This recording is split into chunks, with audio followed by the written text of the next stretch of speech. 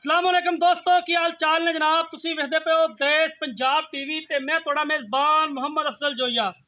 दोस्तों सब तो पहले अपने चैनल को करो सब्सक्राइब, बेल का बटन दबाओ ताकि साड़ी लेटेस्ट और बेहतरीन वीडियो तुहाडे तक बआसानी पहुंच सके।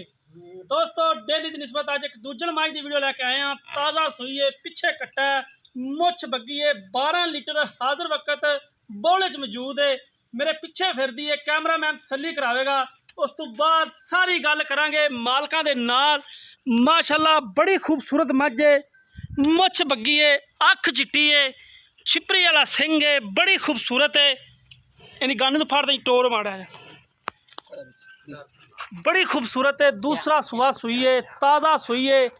बौला पहला बौला सी जेड़ा मालका ने कढ़ लिया। इस वक्त इनकी दूसरी चवाई करनी है। माशाल्लाह बड़ी खूबसूरत है और पूरा रुगदा थान है और थब्बों के हवाने ने।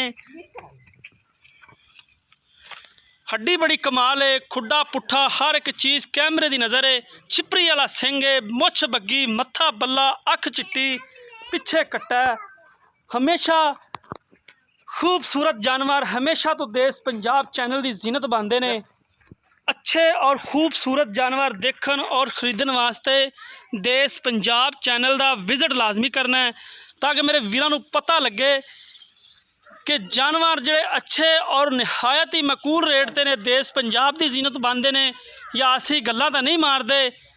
अल्लाह के हुक्म नाल जैनमैन ओरिजिनल चीज़ां देश पंजाब की जीनत बनदियां ने। यह कट्टा नाड़वा मौजूद है। इस टाइम इनकी दूसरी चवाई करनी है या कर ली है, वो सारी गल मालका नाल हो जाएगी।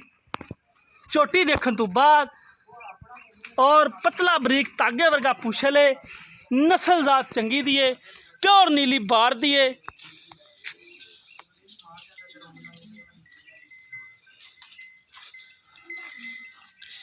बाकी जो भी डिटेल है वो सारी मालका तो लवांगे।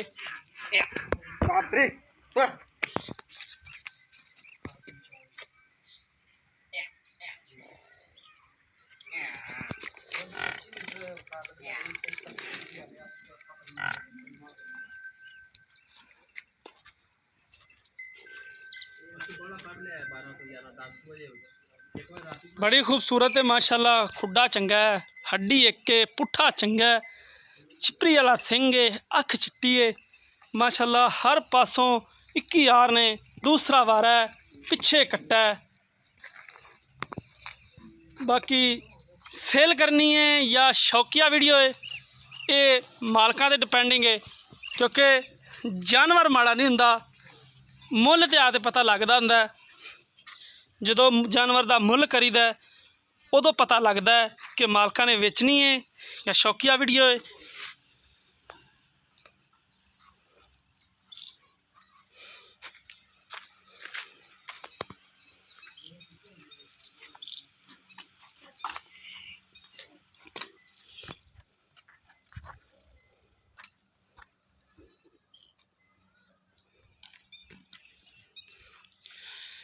मिलाने आ मालकां नूं ते बाकी सारी गल मालकां तो पुछांगे।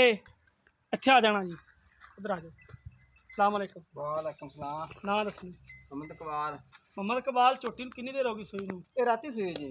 राती सूई है? हाँ जी। ठीक हो गया। ते बड़ा कढ़ ले या कढ़न? बड़ा घंटा डूड हो गया। चोर है। चोल है। चोर है। इंदा कोई पिछे दी शिकायत तो नहीं? कोई कुछ थाना च वाधा नहीं। घाटा? ना कुछ नहीं। घर दी छोटी है। ठीक हो गया। अगे सुई है, कसूआ राती सुई है। अच्छा जी। कट्टा दिता सो। अच्छा। राती चोई है, घंटा डूड हो गया, मुड़ चोर है। अच्छा मुड़ चोल ही मुड़ घंटा चोर होगा है। फिर चोल। चीज़ी खड़ी। ते की इंदा मुल करना है?